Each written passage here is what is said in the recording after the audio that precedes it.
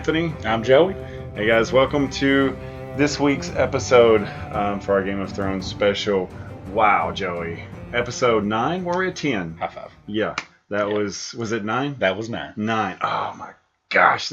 Okay, before we even get there, before we get started talking about it, is this the best episode ever for you? In my opinion, yes, it is. Okay. Now, don't go into details, but why...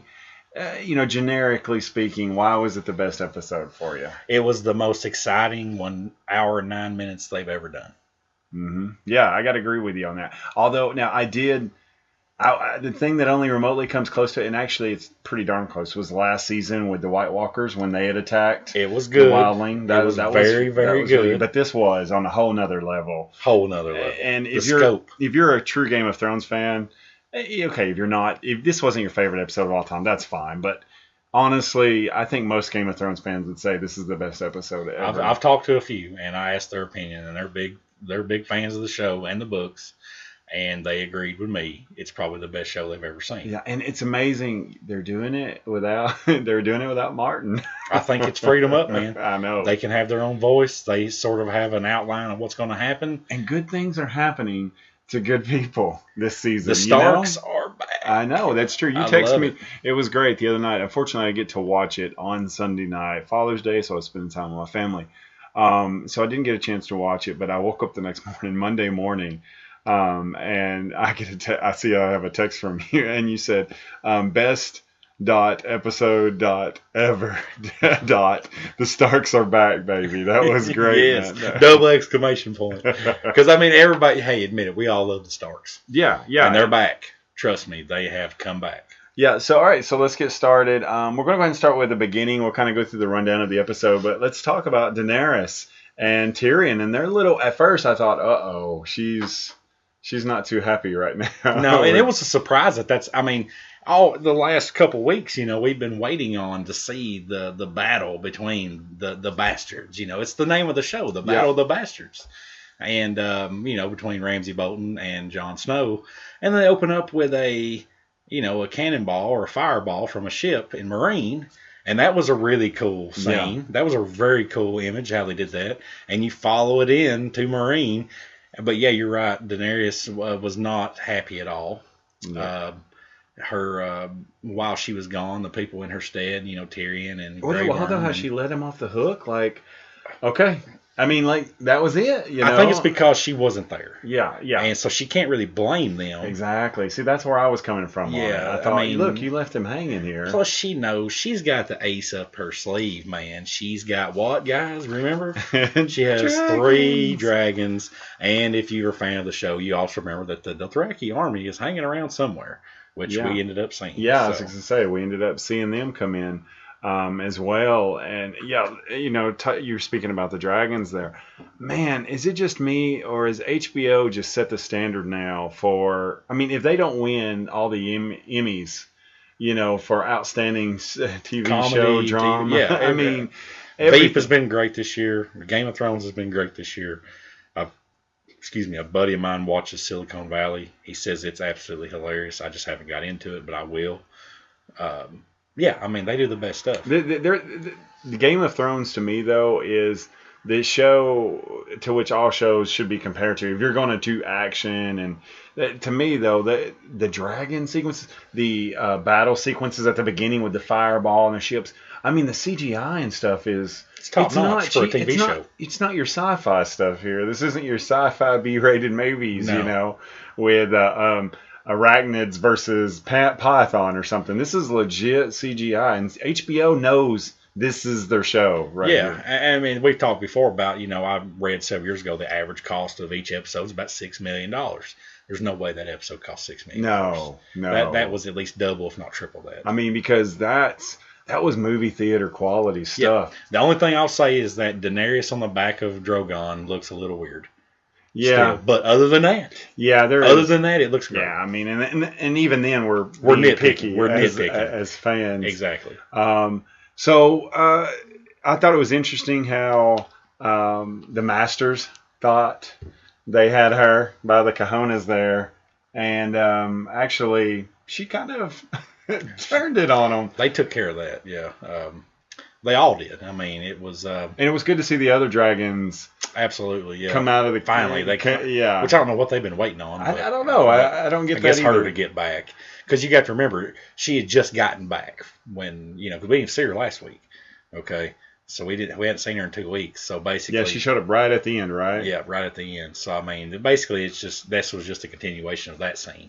She'd just gotten there, and she's like, "What the heck's going on?" And she's wanting to burn the whole city. And then Tyrion explains to her, your father, he was going to do that too, and that's why Jaime killed him, so you can't be doing that.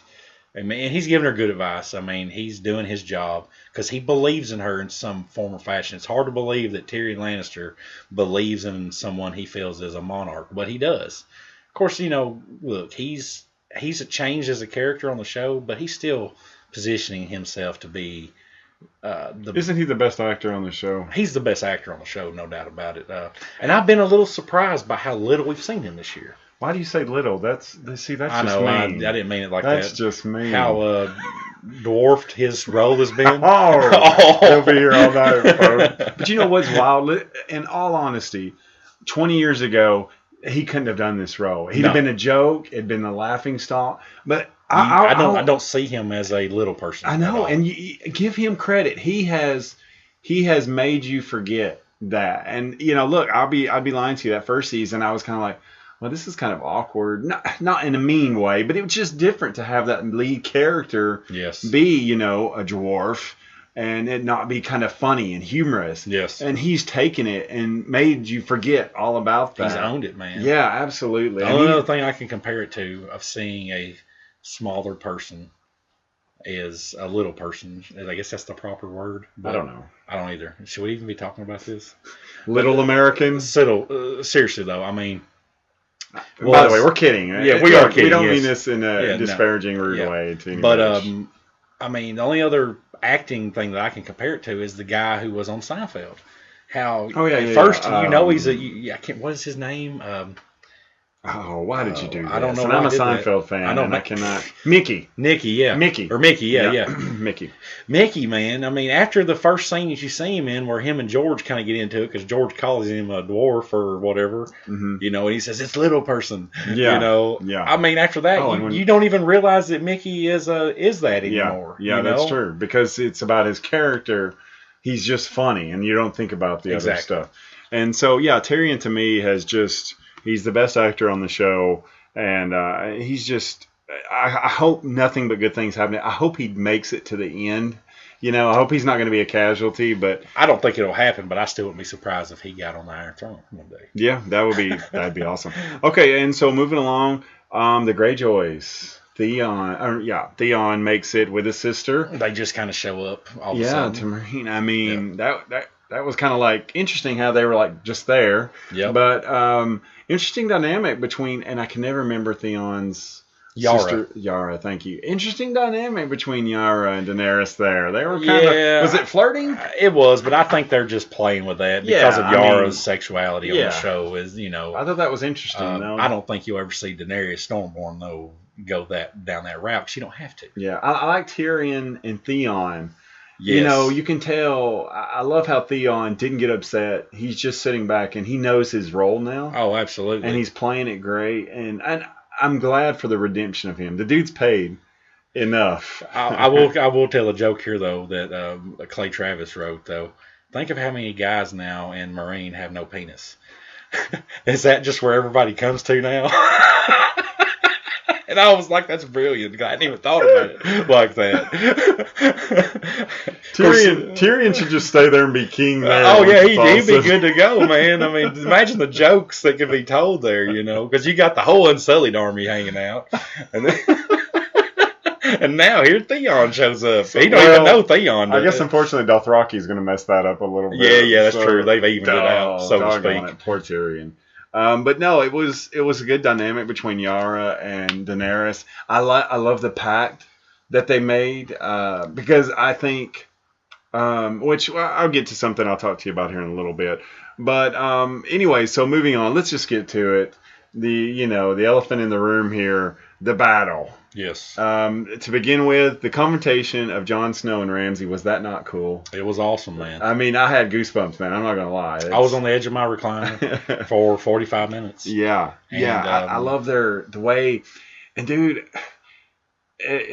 Ramsay is the best. As much as I hated Joffrey, as much as I hated Tywin, gosh, Ramsay plays so good. Absolutely. I mean, I think that the actor that plays him has opened up so many doors for himself now to play. He's a very good actor. He to to be me, a nobody. To me, you know what he did? He Heath Ledgered it. Oh, he absolutely. You know, he took a character that was just supposed to be this bad guy and yada yada, sort of in the background, showed up occasionally. And man, he owned it and made it his. And you're sitting here probably thinking, oh, when him and Jon Snow meet, Jon's gonna own this thing. Dude, Ramsay owned that scene between those two, and it was great. I mean, you never see Jon Snow as having the upper hand in that whole scene. I know, and he didn't, because really, guys, I mean, Jon Snow does not know what he's doing.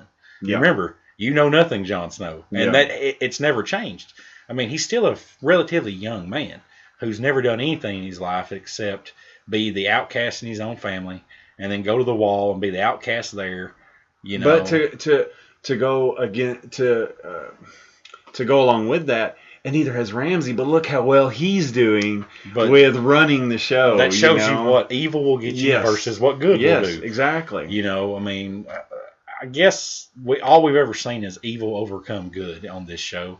Now we're starting to see. This is the first season. Well, probably midway through the 5th season, you start to see it until the White Walkers attack the wildlings. But this is the first season where, like, you know, I had said at the beginning, man, you know, good things are happening to good people. Moving on to, obviously, into the episode, Sansa putting Jon in his place about fighting Ramsay. I mean, I agree with her. Absolutely. I mean, well, her show, or her character on the show just grew so much.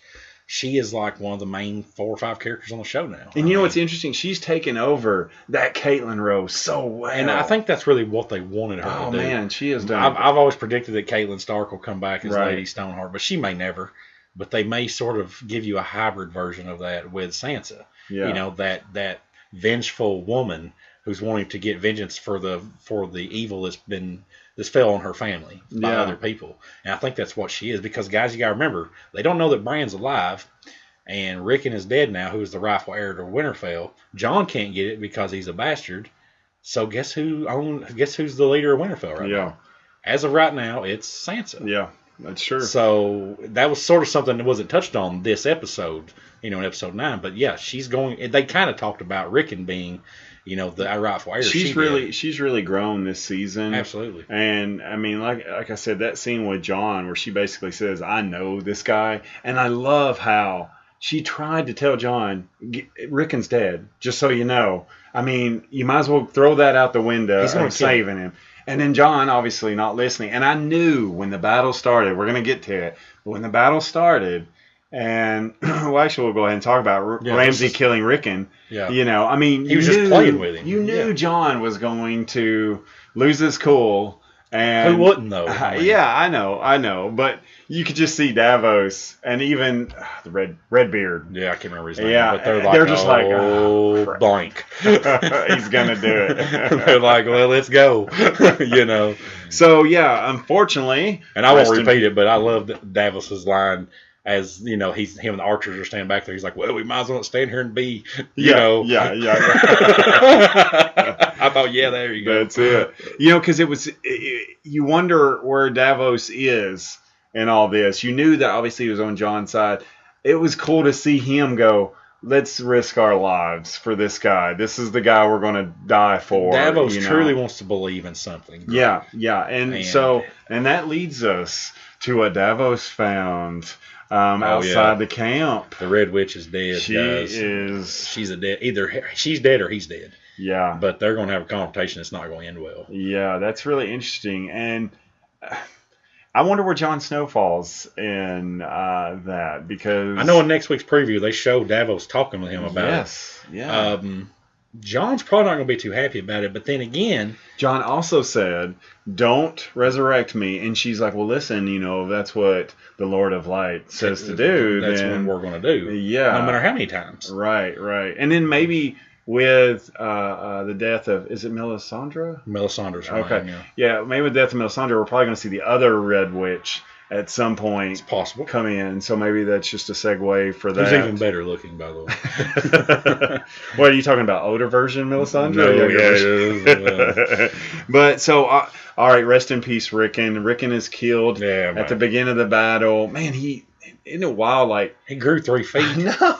And what's it been, a year on the show or 2 years or something? I know. And Brand's now, he's got a deeper voice than me. He's like, "Hey guys, what's going on? Yeah, man, I'm only 13. The last time we saw him, when he was getting drugged to the tree in the far north, and he's like, "Hey, how you doing?" But now he's talking like this right here, "Hello, how you doing?" Burger out of #1 combo Biggie size. Thank you very much. All right, so let's go ahead and talk about now one of my favorite characters. Before we get to, unfortunately, his demise, man, is the giant wildling one of the coolest characters in Game of Thrones history? He's been pretty cool. He's never said a word, I don't think. It's like a few episodes ago, whenever he crushed the guy against the wall. That was awesome. Yeah. Yeah. Oh, man, when he's running, I'm thinking, if I'm in that cavalry there, I'm going, all right, guys, I'm going to follow this guy. Yeah, let's follow that cat right there. And that's basically what they did, kind of, Tell, man. That scene, though, and it goes back to the CGI. It looks so good. Oh, absolutely. Yeah, they did a very good job when it was happening. And, okay, so the battle has begun. Guys are fighting in the center there. And it's interesting how Ramsay is just killing everybody. Doesn't care. And then Davos, is like, hold on, we're going to kill our men. Let me ask you something. In that situation, what do you do? If you're Davos, do you just start shooting as well, or do you think he did the right thing by... No, I think he did the right thing in that situation, just simply because they were outnumbered so much. They definitely need to kill their own men. Okay, so if they're outnumbered in this fighting here... They're always going to be outnumbered. Doesn't that increase your chances of killing more men? I guess so, yeah, but... I just wondered about that. I wondered. Davos' heart isn't into that. Yeah, and I get that. I just wanted your opinion on that. I just wondered what you would do in that situation. If you're outnumbered, I'm back here chilling. I'm having a cocktail back here while you're Ramsay. There. Yeah, I'm Ramsay back in the back. More Joey, go ahead and send them in. I'm drinking back here. Or you're like the king. Was it the king in Braveheart? Remember? Oh, yeah, exactly. Yeah, chilling. Okay, so obviously here I'm looking through my notes here. I love the Jon Snow claustrophobic, nearly being trampled to death. That was well done, man. I mean, it looked very realistic. You've never seen anything like that in a battle before in movies where bodies piling up. You never thought about that. Okay, if guys are retreating, people are going to die in the thick of that, the retreating and stuff. We knew, though, John wasn't going to die. No, not now. I mean, look, he was dodging. To be brought back he dodged death so many times. I mean, in a sense, and I know it's not been touched on, but in my mind, it almost confirms that he is this chosen one that Melisandre has spoken of, because it's like the Lord of Light was protecting him through this whole battle. I mean, arrows just barely missing him. A guy about to chop his head off on his horse, and then another guy come through and take him out. They had that one continuous shot where for 2 or 3 minutes, it shows John. Best scene in the entire episode, by the way, was when that camera was behind him. Yes, and the cavalry's coming towards him, and it's just him and his sword. And that, and also though when he's in the thick of the fight. Yes, it reminded me of kind of like a 300 thing where I love in 300 where you're in the middle of it. That's funny you say it, because we mentioned both movies that reminded me of, 300 and Braveheart. Yeah, it was like they took those two movies. And then they two of the best guy movies ever, and put them together. Put them in one episode of Game of Thrones. It was very much they had. I think whether they admit it or not, they drew a lot from those movies. Yeah, in that scene, and it was extremely well done. And bravo to them. Yeah, absolutely. All right, so it looks like Jon and his men are surrounded, and it looks like they're going to die. But in comes Littlefinger. Here comes Littlefinger. I mean, Baelish. Lord Baelish, baby, he's come in to save the day, and I love how the cavalry just mows everybody down, and it's over. And It's like, really? It was that easy? Now, do you think there's going to be some issues between Sansa and Jon and them not being on the same page? Absolutely. I think so too. Because, again, in the precursor of next week, they showed, he says, if we can't trust each other. And I think that's what it's about. You know, why didn't you give me a heads up here? Yeah, he looks up, you know, even he's sitting there smothered and he looks and he's like, thank the good Lord, but what the heck, man? Yeah. I mean, why didn't you tell me that this was coming? And where have you been? Yeah, exactly right. And I do love how Sansa's sitting back and watching it. Like, and the smile she has is Yeah. And what's kind of cool, though, is that when you think about it, I mean, she looks like the genius in this. That she's sitting back like, see, if you had just consulted with me a little bit, this might be a different situation. Let's look back those seasons past real quick before we move on to the next thing of this. Who has she been exposed to basically since she was a young girl? Baelish, right? She's been exposed to Baelish. She's been exposed to Tyrion. Oh, yeah, okay. She's been exposed to Joffrey. She's been exposed to basically almost all the Lannisters who are devious in their own right. Yeah. She grew up in King's Landing because her father was Hand of the King, Ned Stark. So, I mean, she has it in her to be that way. But I think she may end up being like Daenerys and using that devious side of her for good versus evil. Okay, not just for her own self-worth, but for everyone. Isn't it wild how, a couple of weeks ago I mentioned this on Facebook a little bit, but believe it or not, this is a woman's show. I mean, as manly as it is, it's become a very powerful woman's show. Brienne, Sansa, Cersei, Daenerys. I mean, these are 4 of your main characters. And then you still got Arya. You got Arya as well. I mean, that's true. I forgot about Arya, but anyway, tomato, Arya. Which is it? I think it's Arya. Maybe I just said it wrong. Oh no, it's okay. I thought, well, maybe I'm saying it wrong. Okay, so moving on into the episode, Ramsay realizing he has defeat and takes off running, and it's so cool to see that giant wildling and take off running behind him. How did he not catch him in like 7 steps? I don't know. But the coolest scene ever is when Ramsay gets inside and all those archers are waiting there, and just when the wildling's hands come through there, and when he got shot in the hand and he pulls up through it and he breaks the arrows and everything. Yes, he's got spears sticking out of him. Oh man! So they break through the castle of Winterfell. They're inside. And he's just getting mowed down with arrows there. But man, wasn't it great though that Ramsay, obviously, the writers know he's going to die in this episode. Wasn't it so awesome that they allowed Ramsay to take out this fan favorite, because this giant wildling is a fan favorite. That last moment of right when John's about to say something, like thank you, yes, he don't even get a chance to do and that. And Ramsay's like, ugh, take that. Right. That's great writing right there.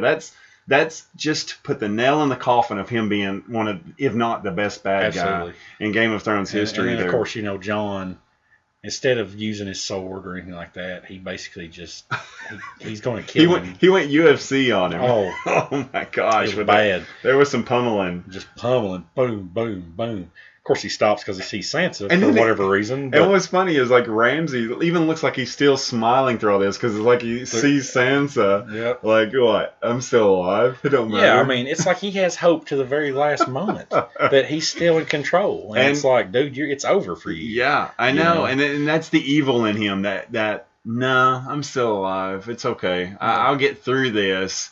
And all right, to the final scene, Sansa and Ramsay,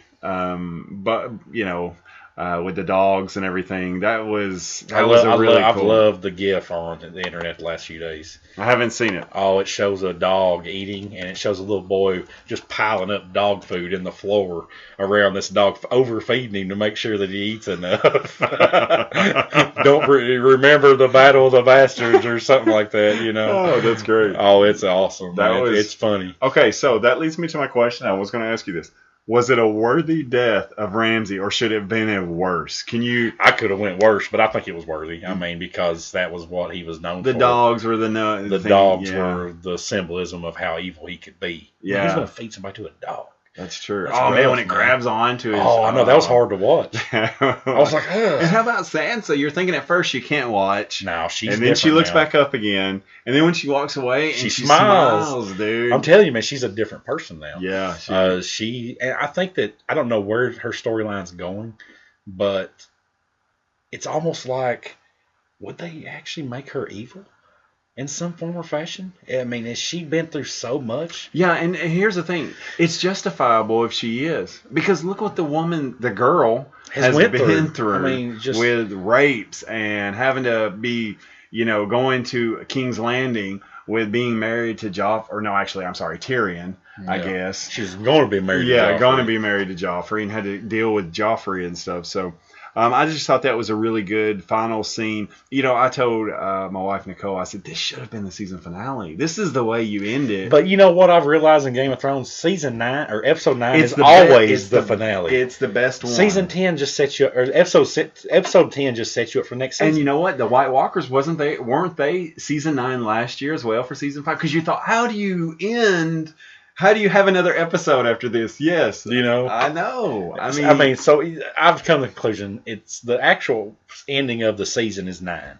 And then the conclusion. The 10 is the setup for next year. I mean, that's all true. It is. It ties up loose ends and it sets you up for what's coming along next year. Okay, so we're going to talk about real quickly the season finale next week, episode 10. That's coming up. What do you expect? What do you think we're going to get? It looks like we got some trial stuff going on. There's some trial stuff. The O.J. Simpson. O.J. Simpson. I don't think though that it's Cersei yet. I think it's Marjorie. It's Marjorie's brother. Her brother. Yeah, I think that's who it actually is, in my opinion. But I don't know. I mean, they may do Cersei too, but I doubt it. They'll do him first, then they'll do Cersei.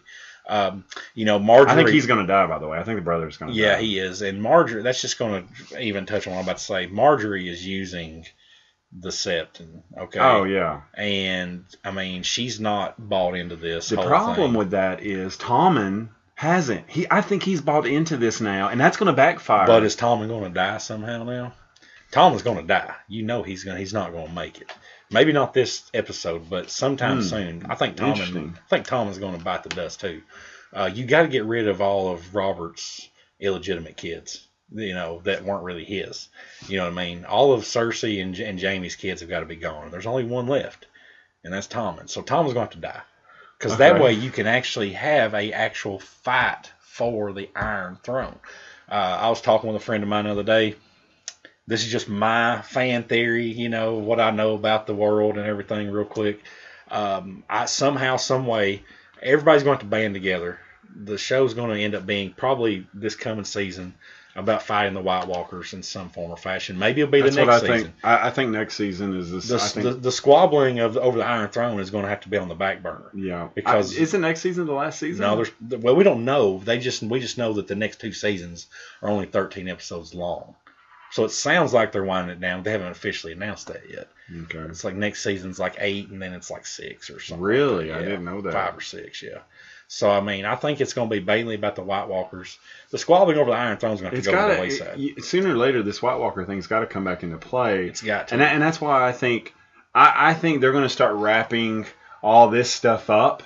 And the final battle this has got to come into play here with the White Walkers at some point. Next week we have obviously the trial with Marjorie's brother, I can't think. And also Sansa and Littlefinger, it looks like there may be some repercussions. I think there's wedding bells in the future. Yeah. I think she's going to have to marry him. Wouldn't it be wild if Lady Stoneheart does come back and Sansa is married? That's who will get. Yeah. He'll get killed by her. Do you think we're going to see anything from Bran next week? Do you think it's going to be? I hope so. We got to, don't we? And Arya as well. I mean, I hope that we see all the Stark family get together. Man, that would be so. What's left of so awesome. Okay, so that was episode 9, and I guess a sneak peek at episode 10 next week. I agree with you, Joey. This was my favorite episode probably in Game of Thrones history. Is there anything you'd like to add about the episode that you liked, didn't like, or maybe you're looking forward to for next week? There's really nothing that I disliked about the show this past week. And just to touch on this, we didn't talk about episode 8 because it wasn't that good. Yeah, that's true. I mean, we didn't this tonight. It was very It was a filler show, and other than the cool scene at the end when the dude tells Arya that the girl is truly no one now. She goes, "No, I'm Arya Stark. Yeah, that was Stark best line of Winterfell, and I'm going home." That was cool. But other than that, I mean, that's really the only good thing about that show. And we didn't mention this, and I didn't have it in my notes, but I will go ahead and bring it up just for a second. We can talk about it. It looks like there's going to be a power thing coming up here soon between the Lannisters and is it the Freys? Oh yeah, that's coming this to is a another head. thing too. Yeah, they showed a little party. I wouldn't be surprised if Jaime Lannister is not the same Jaime Lannister from season 1. Do you think a red wedding like thing's coming? That's what I was getting at right there. I think not for Jaime, for the Freys. Or for the Freys. They're not going to kill Jaime Lannister. I don't think, not yet. Jaime's going to hang around. Yeah, Cersei needs him. She needs him as a character too. Yeah, as a character for the story. So wouldn't it be do great? We really need the Freys? Yeah, wouldn't it be great if they got basically all killed? Because I mean, Jaime's like, heck with you all. Oh man, that guy does such a good job. You know who he's from, don't you? The guy from he looks familiar, but no, I don't know. Harry Potter. Really? He's the janitor or the head, the guy that goes around always has the cat. Yeah, he plays such a good jerk. That's what I want to see in Game of Thrones next year, though, guys. Is just I want to see what's left of the Lannisters. I want to see the basically Daenerys' army and her dragons, and I want to see Winterfell, Jon Snow, and Sansa. I want to see those 3 characters get together, and this is how I tie it together. Now she's got the fleet that she needs, and we'll consider the Greyjoys too. She's got the fleet to get everybody to Westeros. Mm-hmm. Now, she has, or she's going to have, especially if she takes those other ships that the new king of Iron Islands has. Although I still think there's going to be, we're going to have an episode about that. That's got to go down as well. Something's got to happen, and then maybe this week. It may be a 5-minute clip, and it's over with. I mean, I don't know. I think they've set him up to be an interesting character, it's but I could be wrong. They've done that before with people, and then, true. They bite the dust. But what I'm getting at is that she's going to go because Tyrion's going to tell her that dragons can kill them. Tyrion knows all the history about dragons and the White Walkers because he's so smart. So she's going to go. It'll all be, they'll bond together to fight them, but they'll still position themselves for who's going to rule the land after the fact. I don't think the Starks really want to rule anything except Winterfell, the North. That's all they want. But, Theon's history with the Starks. Then, of course, Tyrion knowing about him. Tyrion's always liked the Starks. So I think they're going to come and help the North. Because if they don't, then what's the point of having an Iron Throne? Mm-hmm. Very true. They'll be dead. Yeah. And then, of course, we have to remember Dorne. We haven't seen nothing about Dorne since season 1. And then what's his name that's, been with... I can't think of his name. The dude that's with Tyrion.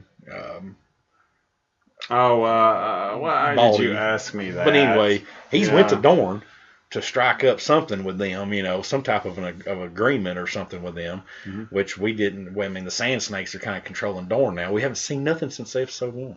Mm-hmm. Nothing about Dorne at all. Yeah, and now what's her name's got some stuff going down. I don't know. I just need to see. Okay, so before we finish here, let's just add a little something to our special episode here that we'll try to do maybe more. We'll do this for Game of Thrones and maybe walk into who had the best week character-wise on Game of Thrones, and then who had the worst week character-wise of Game of Thrones. I'll start with mine first, give you an opportunity to. I'll say my best of the week character was probably Sansa. I think Sansa had some redemption there. That's exactly what I was with Ramsay. I think she got her redemption. You'd think it may be Jon Snow because he got his win and everything, but I think Sansa is the character that got the win in this episode. And as far as my loser of the week, Ramsay. Yeah, then I don't need to say anything because you picked my. Well, I'm not trying to steal your answers, but I mean that's the right answers. I think those are two, the winners and the losers. I guess if I can do a secondary winner, let's hear it. The guys who finished in second this week on both. One would be Daenerys. Mm-hmm. Yep. Because now she's positioned herself. She's a lot more powerful than she was. Yep, the dragons. The dragons and the army and the fleet. And I mean, she's definitely, right now, arguably the most powerful person in the world. Yeah. And nobody knows about it. Sure. It makes a good case. Makes a good case for first on the winner. And then, of course, secondly... For the loser of the week. For the loser of the week. That's going to be tough because it's like... let's say Giant Wildling. Maybe, Giant Wildling. We lost Giant Wildling. He died, yeah. I don't know, though. How about the second would be all the people who fought with Ramsay for the North? Very true. Because it's like the Karstarks and all them. It's not going to be good. I mean, like, how do you recruit into that army? Oh, I mean, now. I mean, like that Sansa and Jon would be like, really? I mean, why does Jon at some point just go, hey guys, see, there's your leader. He's having you killed right now. Let's go. Fog of war, man. Yeah, I guess. All right, guys. Thank you for joining us for this second episode for our special for episode 9, Game of Thrones. To me and Joey is our best episode ever. That's where I probably would label this podcast episode. Best episode ever. All right, guys. Looking forward to the season finale next week. We'll be back with you then, and you guys have a great week. I'm Anthony. I'm Joey. Have a great week, everybody. Stay nerdy.